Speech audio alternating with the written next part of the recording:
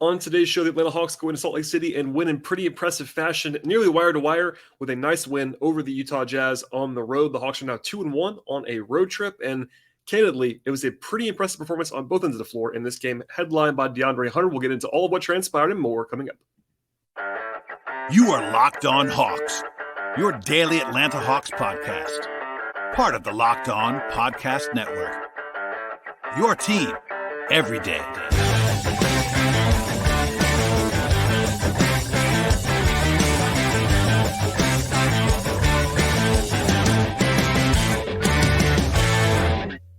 Hello, friends. Welcome to episode 1404 of the Locked On Hawks podcast. I am your host, Brad Rowland, coming to you deep into the night here on a Friday evening into Saturday. And today's show is brought to you by LinkedIn Jobs. Help you find the most qualified candidates that you want to talk to. They help you do it faster. Post your job for free at linkedin.com/LockedOnNBA. I'd also encourage you, as always, to make us your first listen here at Locked On Hawks each and every day. Check us out wherever you get your podcasts, Apple Podcasts, Spotify, Stitcher, and also on the video side over on YouTube. Today's show, we'll be getting into what became a very nice win for the Hawks on the road, 115-108 in Salt Lake City over the Utah Jazz. Back-to-back wins for the Hawks over the last 3 days, and their first win in Salt Lake City since 2018. That's a long time, almost 5 years between wins for Atlanta out in Utah, and they're back above 500 again, 27-26. A great result to the trip, actually. At least starting off with the first 3 games, going 2-1. As I said before the trip even started, I think if the Hawks had gone 2-3 overall on this trip, it would have been a reasonable performance in a lot of ways, given the difficulty of this trip. That could still happen, of course, but to start out 2-1 and do so in pretty impressive fashion in the last 3 days and 2 wins is very, very nice. The Hawks were up by 22 points in this game in the first half. It wasn't all pretty from there necessarily. It got way too interesting for the Hawks' favor, I'm sure, down the stretch, but they were able to kind of hold serve. They were never trailing. They were basically leading the entire way, and they were up by 8 points for the vast majority, at least 8 points or more, I should say, for the vast majority of this game, and they escaped with the win. So as we have been recently and will continue to do moving forward, my takeaways from today's game are basically going to come at the top here. And number one is the Hawks were just really good on both ends of the floor, and that's pretty obvious in some ways when you go out and win on the road. I can go through all the numbers, and I definitely will on this podcast, but it was a two-way effort from Atlanta. And against the Jazz team that is not a two-way team. We'll get into that as well in more depth. But Utah is definitely elite in one area on offense and very not elite on the other end of the floor on defense. The Hawks did their job on both ends of the floor in this game, and that was really, really encouraging. We'll start on offense, where Atlanta did a fantastic job, I thought, especially in the first half of this game, attacking Utah's weaknesses, particularly just basically attacking the rim, getting past their perimeter resistance. They shot almost 6% from two-point range in the game. They had 56 points in the paint in this game as well. 36 of those 56 points in the paint happened in the first half, where they were really, really good. Utah, again, is a pretty bad defensive team. They're in the bottom 5 of the league in efficiency, and that particularly is the case on the perimeter. They do have Walker Kessler, who is a budding star in terms of a defensive player at center for Utah, but he is only a guy, number one, only one player. He had some foul trouble in this game, and the rest of their defense, other than like maybe Jarrett Vanderbilt, they have a lot of below-average defenders on this team. And that allowed the Hawks to be aggressive and contain on the perimeter, getting into the paint, finding the creases, and taking advantage of that. Also, I thought the Hawks notably were intentional in pushing the pace in the first half of this game. Even after the Jazz were making some shots, the Hawks still got the ball out of the rim and down the floor quickly to not allow Utah to set up their defense. And that point of kind of push was very effective, I thought, early in this game.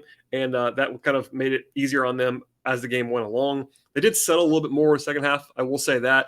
And that is maybe part of the reason why this game got a little bit closer than you might have thought after the first half performance. But I thought the Hawks, in particular in the first half offensively, were very, very good. And they ended up with a 117 offensive rating in the game. That isn't like a crazy number, but it's very solid no matter what, especially when you're talking about a road game.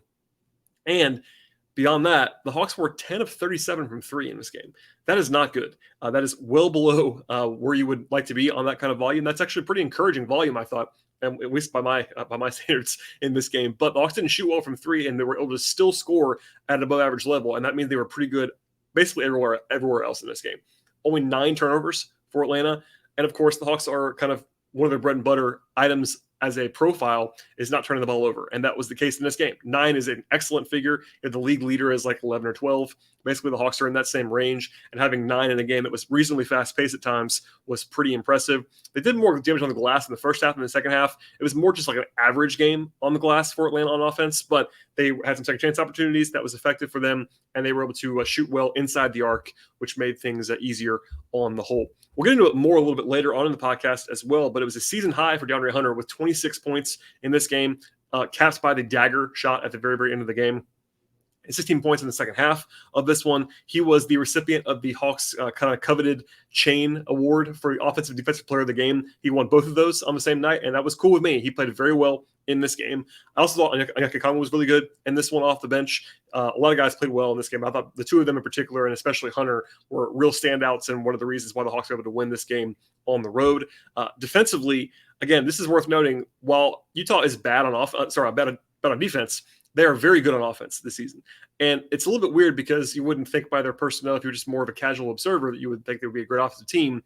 And I'm pretty skeptical about the Jazz overall team quality. Their roster is kind of strangely built. They're probably going to sell some guys in the future, but they run really good stuff on offense. They take a bunch of threes, and they have a bunch of quality offensive players across the board.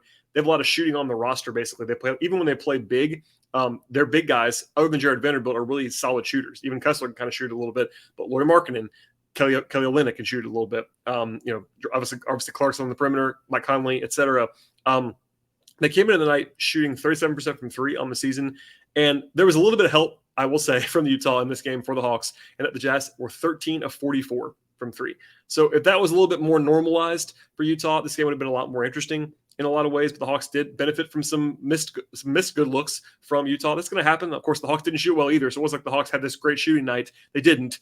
But the Hawks were, I thought, generally solid in contesting shots throughout this game. They did a good job on Markkanen, who's been the best player for Utah, is going to be going to the All-Star game. I thought the Hawks contained him pretty well in this game, largely with Hunter and Collins at times, maybe a little bit of the bench guys as well. But they forced turnovers at a higher level than the Jazz did. 15-9 turnover ratio in this game. That's a very, very good success level for Atlanta, being +6 in that turnover margin. And then on the glass, they were fine, and they won the possession battle overall. And that's a big thing. They didn't dominate it, but they took 4 more shots from the field than Utah did, and 5 more free throw attempts. So if that's all you know, that's already a good advantage. And the Hawks outshot the Jazz inside the arc, and that was kind of the differentiator in this game, where neither team can actually make a shot throughout the game. But overall, it was just really nice for the Hawks to get a road win in particular, and they weren't perfect. Like Phoenix game, as I talked about a lot on that show, by the way, that's still relevant on the podcast feed. And I had a bonus episode later in the day on Thursday talking about the deadline and all that fun stuff. So it's been a very busy week on the podcast, and I'm very tired. But I discussed that on the Suns show. That was kind of an outlier game. The Hawks shot the heck out of the ball against Phoenix. Phoenix was awful on both ends of the floor in that game. The Hawks dominated it, and credit to them. This is more of a normal game, quote unquote, and that the Hawks were just the better team on this night. They outplayed the Jazz. They didn't shoot crazy. Utah didn't either, of course, but the Hawks were just the better team, and they are the more talented team. They have the better roster, in my opinion, than the Jazz do. But going on the road and take care of business like that is a very encouraging sign. You never want to get too high. I would encourage that. Early in the season, really most of the season, I've been trying to tell Hawks fans not to jump off the cliff, because there's been a lot of frustration, a lot of negativity, I think, swirling around the fan base at times, because, look, the Hawks were supposed to be better than this. And I say the same thing all the time, even now. But at the same time, I've not seen people go probably a little bit too far the other way in some respects, where it's like, all right, now everything's fixed. It's going to be awesome now. And maybe it is. The Hawks have been playing really well. The last 2 games, you could argue this is maybe their best 2-game stretch of the season overall. I wouldn't probably go there like clear cut, but certainly in the mix for their best 2-game stretch. And I thought that the 6 quarters between the 4 quarters in Phoenix and the first half tonight were certainly their best game and a half of the season. So a lot of good signs, but it's just take it as that. I'll say it's positive for sure. The Hawks are healthy, knock on wood. And when they are healthy, their depth concerns are a little bit less important. The Hawks' biggest glaring weakness on this roster this year is their depth. And when everybody's healthy, which you can't bank on, but when it happens, they're a lot better team. They have a quality 9-guy rotation right now. It's been pretty effective, and that's been the case moving forward. So circle this one, but we'll have more on it in a second about how this game actually transpired. But broadly speaking, the Hawks played well on both ends of the floor. It was an impressive win. It's one that you definitely want to mark down as a positive result, even just beyond the wins and losses. Just an encouraging performance on the whole, and we'll get into all of it and more coming up on the podcast. But first, before we dive into the game flow in this one, as well as my individual player breakdowns later on in the show, a word from our sponsors on today's podcast. Today's show is brought to you by LinkedIn Jobs. As a small business owner or hiring manager, the success in 2023 all depends on the team members that you surround yourself with, and that is why I've checked out LinkedIn Jobs right now. LinkedIn Jobs can help you hire qualified candidates more efficiently by matching open roles with people that have the skills, the values, and the experience to help you achieve your goals this year. I've used LinkedIn Jobs many times in the past. It's proven to be an awesome resource for me, and it really makes the entire hiring process easy and painless. They help you to attract qualified candidates to your open job with targeting tools, and they make it easy to screen applicants based on your job qualifications all in one platform. And they go beyond the resume data by using insights from your job post, your company, and their millions of member profiles to put your post in front of as many people as possible and the most qualified candidates as well, while doing it quickly and for free. Having people around you that you trust and that the right people around you really is important in meeting those goals that you have this year. So check out LinkedIn Jobs to basically fulfill all of your goals this time around. And small businesses rate LinkedIn Jobs number one. Yes, number one, delivering quality hires with leading competitors. LinkedIn Jobs helps you find the most qualified candidates that you want to talk to and help you to do it faster. Post your job for free. Yes, for free at linkedin.com/LockedOnNBA. One more time, that is linkedin.com/LockedOnNBA. Terms and conditions apply. All right, so we'll dive in now to the way this game actually flowed. And coming into the night, Utah was 7-3 of their last 10 games. They had this weird run this year where the Jazz started out very hot and they were just shocking me and everybody else, playing really well. Then they went into the tank for a long period of time, and now they've been playing pretty well again. So I'm not sure what to make of that, but they've been playing well recently. Notably, this is a very clean injury report on both sides. The Hawks were healthy, the Jazz were healthy, and it kind of tells you that our friends at FanDuel made the Hawks a 1.5 underdog in this game. Now, obviously, that's just basically talking about the home court advantage in Salt Lake City, which makes sense. But they kind of view the Hawks as maybe slightly better on a neutral court. Maybe it's like a 2-point spread, something like that, based on home court advantage. So, but it's basically a coin flip in a lot of ways. So that was not a huge surprise. Kind of the same line as it was in Phoenix, similar to the line in Portland. The Hawks basically, in my mind, are the better team against all three of these opponents. It just happens to be on the road, which is a good differentiator, but the Hawks overcame that in this spot. Both teams started out cold in this game. They were 2 of 11 from the floor combined in the first 3 minutes, but the Hawks found it first, and the process was really good early on. As I talked about earlier, Atlanta was decisive and aggressive in the early going. They went up 14-3, and from that point forward, the Hawks never trailed again. In fact, they were up by 8 points or more for like 35 straight minutes. It was a pretty crazy number along the way. They had 10 of the first 14 points in the paint. Utah opened the night by missing 8 of their first 9 shots. They had 3 points on their first 4 possessions. So the Hawks were in good shape early on. I wanted to circle this. John Collins went down very, very hard on a dunk attempt that was blocked by Kessler. It wasn't a dirty play. It was actually a clean block. Collins he tried to grab the rim and then ended up throwing himself off, and the balance kind of went crazy. The ball somehow went in, by the way, which is pretty crazy. I can't remember seeing anything like that before in my life, honestly. But it was a 3-point play by Collins. He got up slowly. He was able to stay in the game, played a lot of minutes in this game. I think he's probably fine. I'd imagine he'll be pretty sore after this game. But John had a good start to this one, cooled off considerably from there. But I thought he was at least an important part of the first quarter blitz for Atlanta. But certainly something to circle there, as the Hawks have a back-to-back on Saturday, that Collins might be a little bit sore after that very, very hard fall in the first quarter. The Hawks had a 9-man rotation in this game. No surprises. It was pretty much the same group that played on Wednesday. That's honestly the group that should play. I know I went crazy earlier this week about Jalen Johnson not playing on Monday. I stand by that. He played on Wednesday. He played again tonight, and it was the right decision. Basically, no really even curveballs in the rotation here. The Hawks ended up kind of riding Okongwu longer than usual in the second half. That made sense. He was playing well. And then down the stretch, it was the starters for the most part. Minutes were pretty balanced in this game. So 9 guys played. Those are the 9 you would expect, and nothing really to see there. Trey had a nice closing kick to the first quarter. He actually had a 2-for-1 that was perfectly executed down the stretch of the first quarter to go up by 10 points. Collins and Trey had 19 combined in the first quarter, whereas Utah only had 22 as a team. But hideous shooting happened early and often. In fact, the two teams were 2 of 20 from 3 in that first quarter combined, but the Hawks were so good from 2-point range and attacking the rim, they were able to overcome that shooting weakness on the perimeter. They were up by 15 points early in the second quarter. The Hawks were. Kong had a couple of great plays. I thought effort-wise, he had a huge follow dunk in the middle of the second quarter. He had a great pass to DeJounte Murray, a kick out for a 3. Defensively, they were pretty largely solid. I thought they had a nice shot clock violation defensively where they rotated, I should say, multiple times in the second quarter. That was encouraging to see. Utah had a sub-90 offensive rating for the first quarter and a half of the game.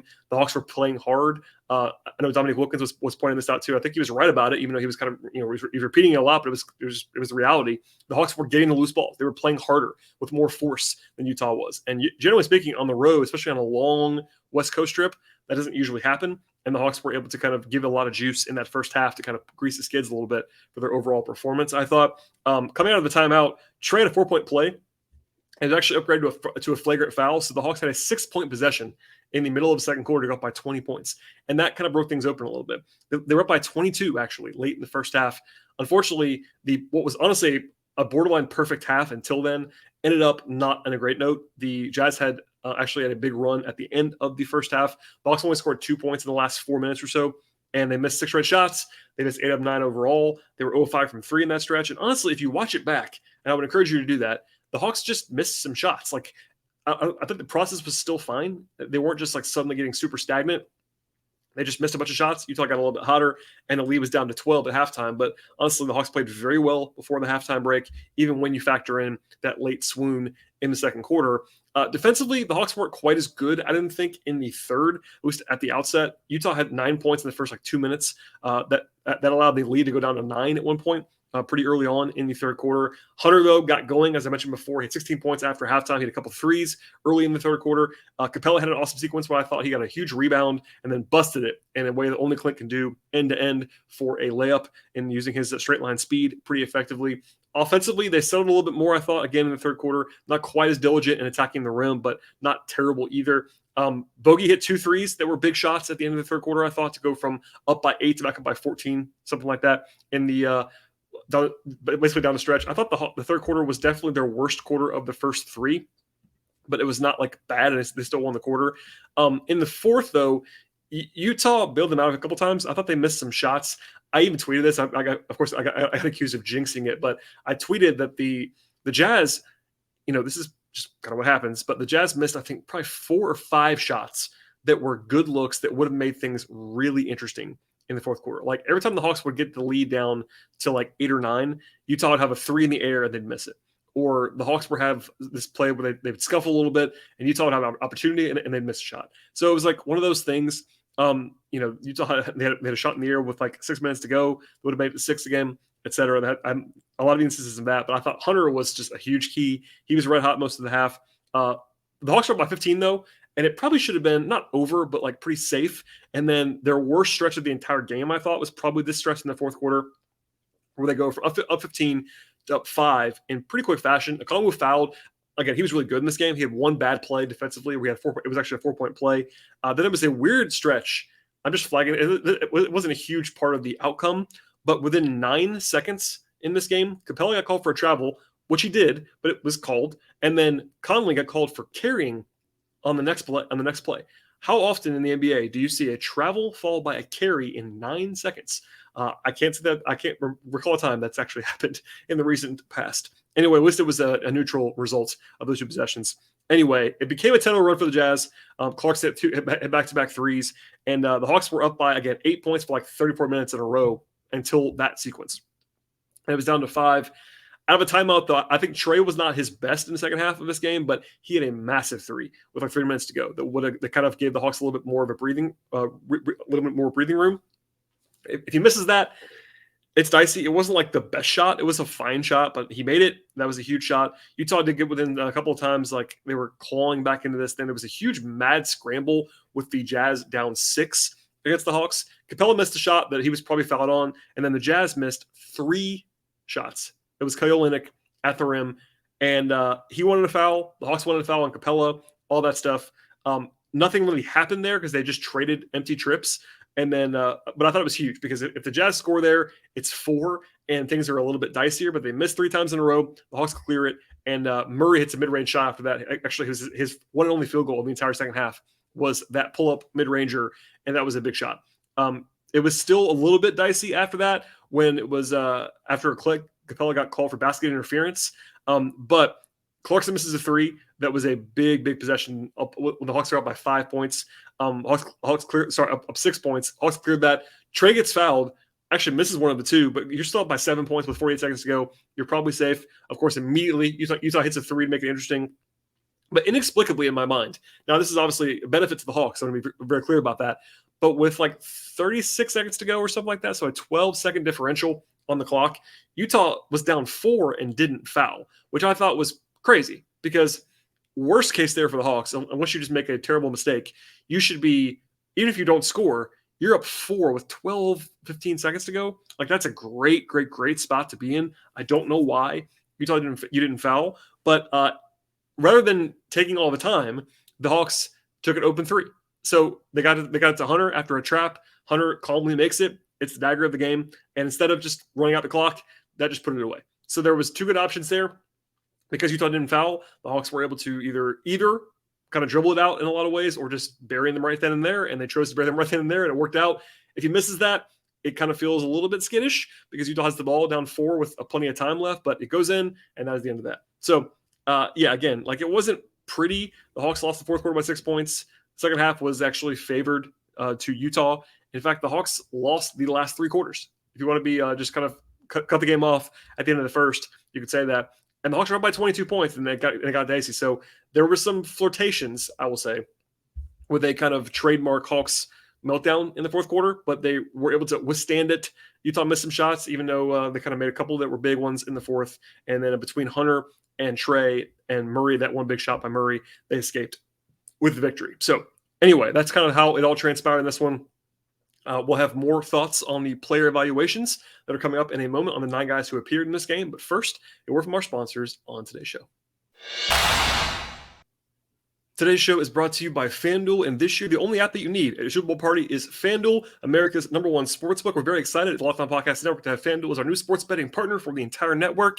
And if you're new to the party at FanDuel, that is even better. They have a ton of great features that make sports betting both fun and easy for you. Download FanDuel right now. You can bet on Super Bowl this year. That's Super Bowl 57 with a no sweat first bet this time around. Get up to $3,000 back in bonus bets if your first bet doesn't win on FanDuel. They have all kinds of bet options at FanDuel. That includes money lines and point spreads and totals, even a bet who's going to score the first touchdown in the Super Bowl as well. It's going to be an awesome matchup between the Chiefs and the Eagles. You definitely don't want to miss this one between Patrick Mahomes and Jalen Hurts and all the star power on both sides, and kind of a coin flip game in a lot of ways as well. Makes things very interesting if you wanted to watch the football action coming up next weekend. And the FanDuel Sportsbook app is safe, secure, and easy to use. And best of all, you get your winnings paid instantly at FanDuel. Join FanDuel today at FanDuel.com/lockedon to claim your no-sweat first bet on Super Bowl 57. That is FanDuel.com/lockedon. Make every moment more with FanDuel, official sportsbook partner of the NFL.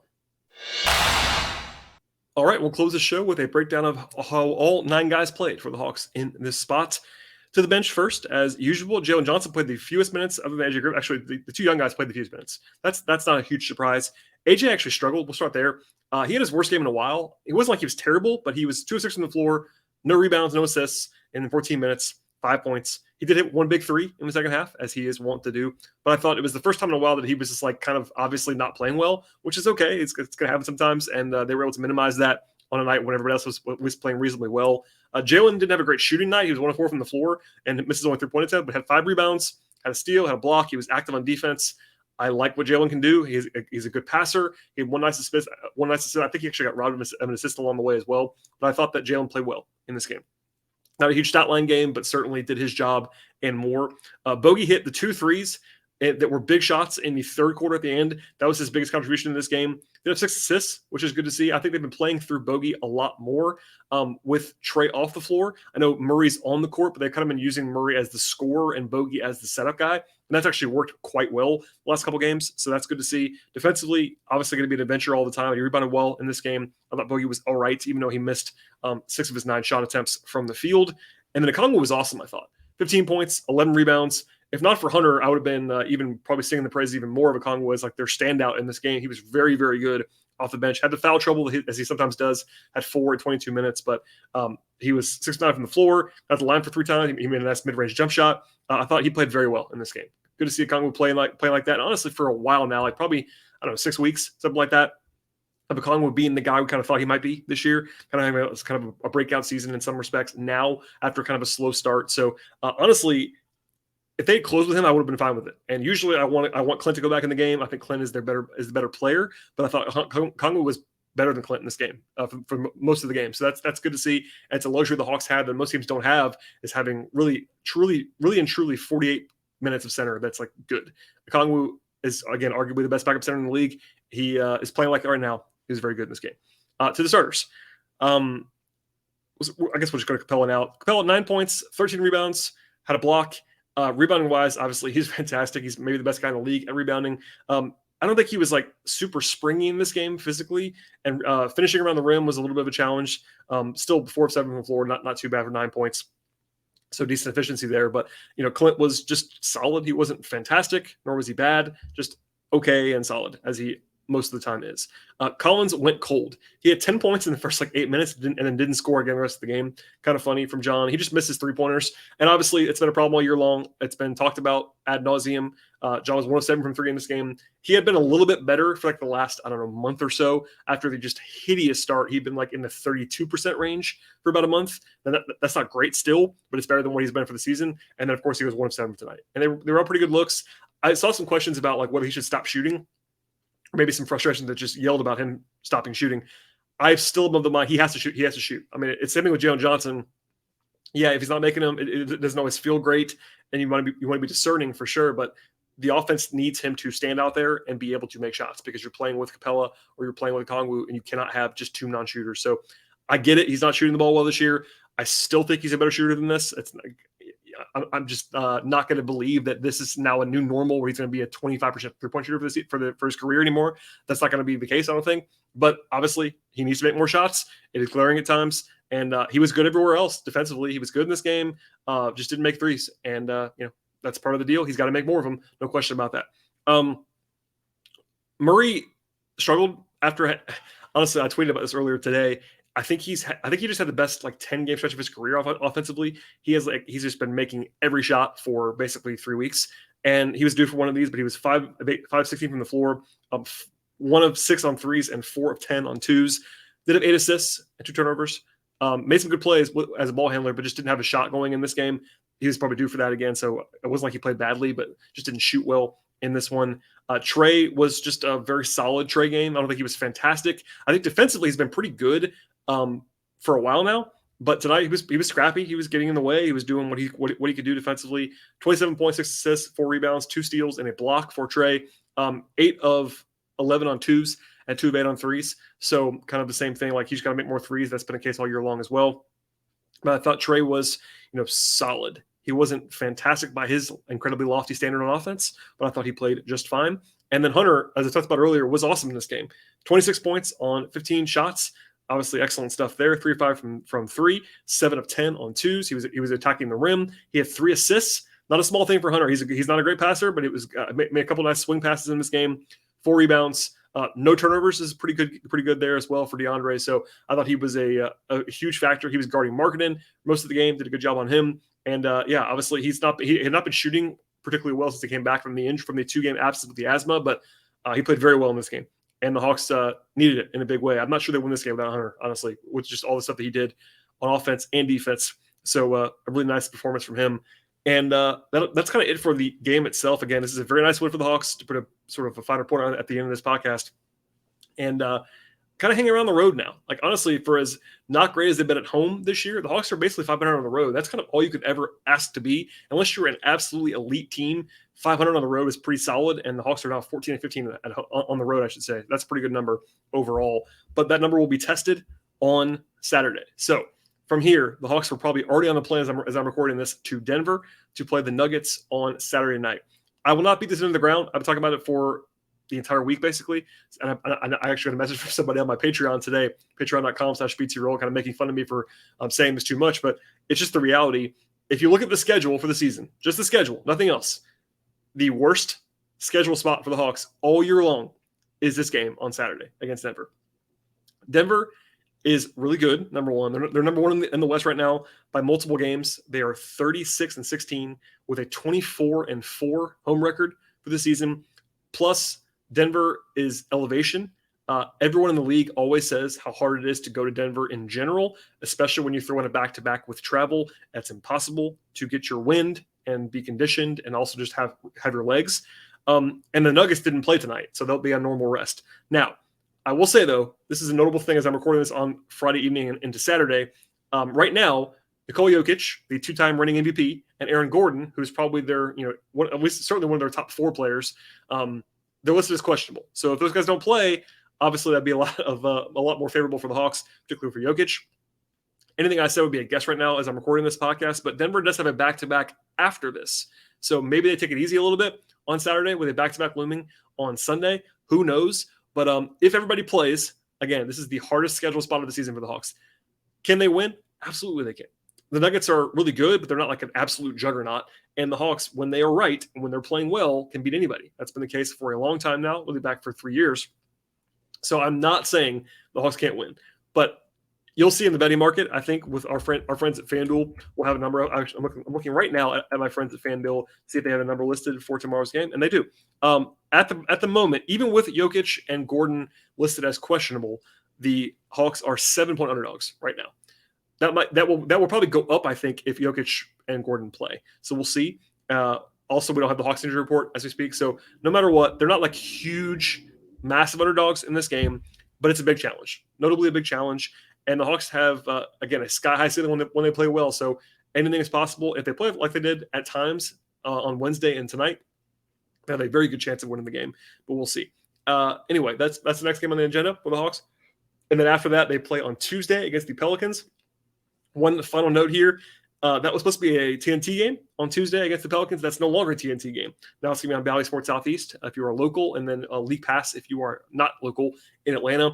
I don't know why they did that, but they went to Suns Nets instead. So if you are looking forward to seeing the Hawks play on TNT on Tuesday, sorry about that. But alas, that game's still going to happen on Tuesday. But between now and then, they have to play Denver on the road on Saturday, and we'll have a full breakdown of that game after it is over on Saturday into Sunday. Please subscribe to this podcast anywhere you get your podcasts. Spotify, Apple Podcasts, Stitcher, Overcast, Google Play. We're also on YouTube on the video side, and I encourage you to download and subscribe everywhere you listen to the podcast, as well as leaving five-star reviews are always encouraged for sure. Follow the show on Twitter at Locked On Hawks. Follow me on Twitter at BT Rowland. Also follow my Patreon, patreon.com/BT Rowland. I appreciate everybody listening. Hope you had a good week for sure. And then we'll be back in about, 23 hours from now talking more about the Hawks and the Nuggets. So stay tuned. We'll see you next time.